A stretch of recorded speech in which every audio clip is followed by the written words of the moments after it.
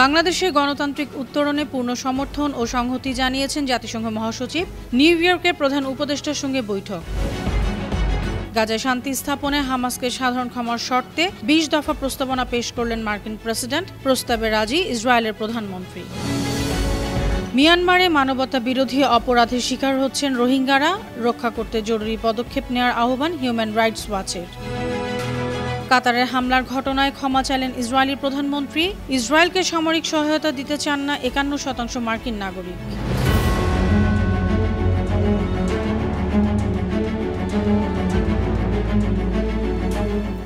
শুনছিলেন সংবাদ শিরোনাম। সবাইকে স্বাগত জানাচ্ছি বিশ্বজুড়ে প্রতিদিনে বিশ্বের বিভিন্ন প্রান্তের সব শেষ তথ্য জানাতে আপনাদের সঙ্গে আছি আমি অনন্যা চৌধুরী। বাংলাদেশে গণতান্ত্রিক উত্তরণে পূর্ণ সমর্থন ও সংহতি জানিয়েছেন জাতিসংঘ মহাসচিব অ্যান্তনিও গুতেরেস।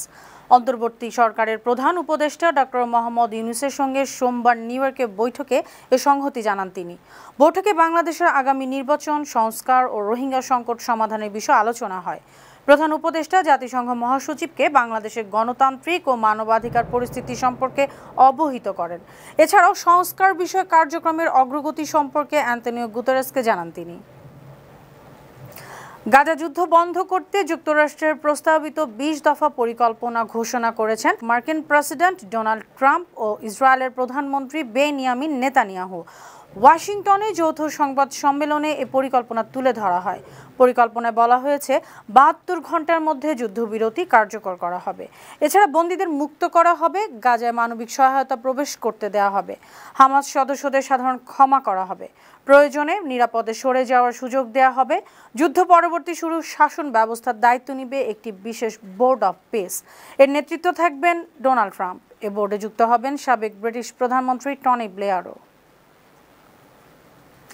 নিপীড়ন ও সহিংসতা থেকে রোহিঙ্গা মুসলিমদের রক্ষা করতে জরুরি পদক্ষেপ নেওয়ার আহ্বান জানিয়েছে হিউম্যান রাইটস ওয়াচ। রোহিঙ্গাদের নিয়ে আগামীকাল মঙ্গলবার জাতিসংঘের সদস্য রাষ্ট্রগুলোর সম্মেলনের আগে সোমবার বিবৃতিতে এ আহ্বান জানায় মানবাধিকার সংস্থাটি। বিবৃতিতে বলা হয়েছে, মিয়ানমার, বাংলাদেশ ও এশিয়া জুড়ে রোহিঙ্গারা তাদের নিরাপত্তা, স্বাধীনতা এবং জীবনের জন্য গুরুতর হুমকিতে আছে। জাতিসংঘের হিউম্যান রাইটস ওয়াচের পরিচালক লুই চার্বনো বলেছেন, মিয়ানমারের রাখাইন রাজ্যে রোহিঙ্গারা মানবতা বিরোধী অপরাধের শিকার হচ্ছে। ভারতের লাদাখের আন্দোলনকারীরা কেন্দ্রীয় সরকারের সঙ্গে আলোচনা স্থগিত করেছেন।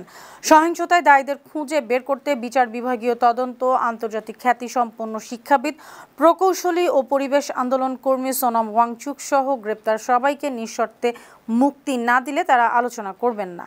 লেহ অ্যাপেক্স বডির ল্যাব চেয়ারম্যান থুপস্টান সেং ওয়াও সোমবার এ সিদ্ধান্ত ঘোষণা করেন। বৌদ্ধ ধর্মাবলম্বী অধ্যুষিত লেহর আন্দোলনকারী নেতাদের এই সিদ্ধান্তকে পূর্ণ সমর্থন জানিয়েছেন মুসলিম প্রধান কার্গিলের নেতারা। লাদাখকে রাজ্যের মর্যাদা এবং সংবিধানের অধীনে ষষ্ঠ তফসিলের দাবি করছেন তারা। গেল ২৪ সেপ্টেম্বরের আন্দোলন চলাকালে সহিংসতায় ৪ জন মারা যান।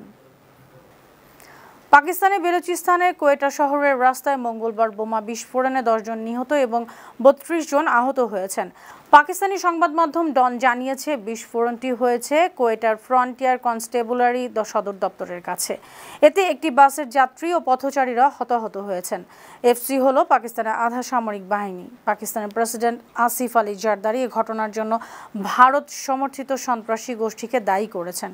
এক্স অ্যাকাউন্টে পোস্টে বেলুচিস্তান প্রাদেশিক সরকার জানিয়েছে, বিস্ফোরণের পর নিরাপত্তা বাহিনী দ্রুত পদক্ষেপ নিয়ে ৪ সন্ত্রাসীকে হত্যা করেছে।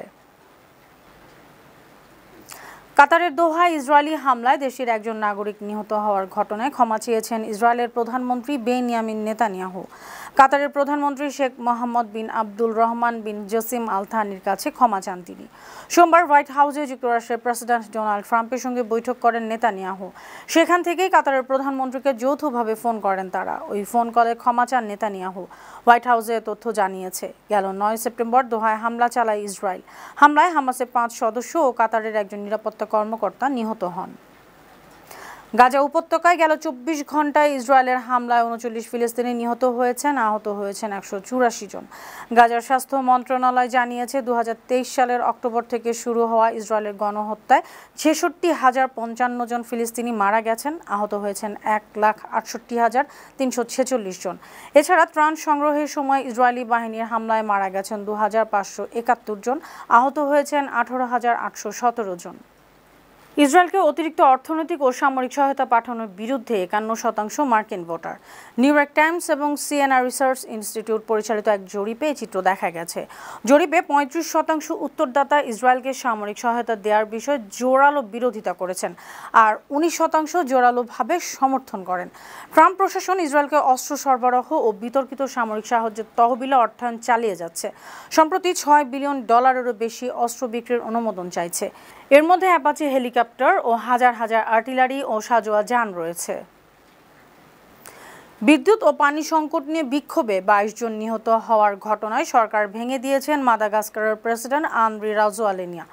গেল সপ্তাহে আন্দোলন শুরু হয়। জীবনযাত্রার অবনতি, ঘন ঘন লোডশেডিং ও পানির সংকটের কারণে রাজধানী আন্তানানারিভোর তরুণদের নেতৃত্বে বিক্ষোভকারীরা রাস্তায় নামে। সোমবার টেলিভিশন ভাষণে প্রেসিডেন্ট রাজোয়ালিনা সরকারের ব্যর্থতার জন্য ক্ষমা চান। এ সময় তরুণদের সঙ্গে আলোচনার আহ্বান জানান তিনি। এই বিক্ষোভ সংগঠিত হয়েছে মূলত সামাজিক যোগাযোগ মাধ্যমে। আয়োজকরা জানিয়েছেন তারা কেনিয়া, নেপাল ও মরক্কোর তরুণদের আন্দোলন থেকে অনুপ্রাণিত হয়েছেন। চলতি মাসের শুরুতে শিক্ষার্থী ও তরুণ প্রজন্মের আন্দোলনে ক্ষমতাচ্যুত নেপালের প্রধানমন্ত্রী কেপি শর্মা ওলির ওপর ভ্রমণ নিষেধাজ্ঞা জারি করেছে দেশটির অন্তর্বর্তী সরকার। সোমবার সেদেশের স্বরাষ্ট্র মন্ত্রণালয় বিবৃতি দিয়ে এ তথ্য জানিয়েছে। বলা হয়েছে, বিক্ষোভ বিষয়ক তদন্ত শেষ না হওয়া পর্যন্ত দেশ ছাড়তে পারবেন না ওলি। সাবেক প্রধানমন্ত্রীর পাশাপাশি নেপালের সাবেক স্বরাষ্ট্রমন্ত্রী রমেশ লেখক, জাতীয় গোয়েন্দা সংস্থার সাবেক প্রধান হুতারাজ থাপা এবং আরও ২ জন জ্যেষ্ঠ আমলার উপরও এ নিষেধাজ্ঞা জারি করা হয়েছে। আফগানিস্তানের দেশব্যাপী টেলিযোগাযোগ ব্যবস্থা বন্ধ করে দিয়েছে তালেবান সরকার। দেশ জুড়ে ইন্টারনেট ব্ল্যাক আউট চলছে। ইন্টারনেট পর্যবেক্ষক সংস্থা নেটব্লকস এ তথ্য জানিয়েছে। কয়েক সপ্তাহ আগে ফাইবার অপটিক ইন্টারনেট সংযোগ বিচ্ছিন্ন করার পর এবার দেশটি সম্পূর্ণ ইন্টারনেট ব্ল্যাকআউটের মধ্যে পড়েছে। ফলে মোবাইল ইন্টারনেট এবং স্যাটেলাইট টিভির সম্প্রচারও মারাত্মকভাবে ব্যাহত হয়েছে। কী কারণে এমন হয়েছে তা জানায়নি তালেবান সরকার। চলতি মাসের প্রথম দিক থেকে তালেবান কর্তৃপক্ষ আফগানিস্তানের বিভিন্ন অঞ্চলে ইন্টারনেট প্রবেশাধিকার সীমিতকরণ শুরু করেছে। সুপ্রিয় দর্শক, এই ছিল আজকের বিশ্বজুড়ে প্রতিদিনের আয়োজনে। দেশ বিদেশে বিভিন্ন খবর নিয়ে আবার আপনাদের সামনে হাজির হব। সেই পর্যন্ত ভালো থাকুন, সুস্থ থাকুন, বানো টিভির সঙ্গেই থাকুন। ধন্যবাদ।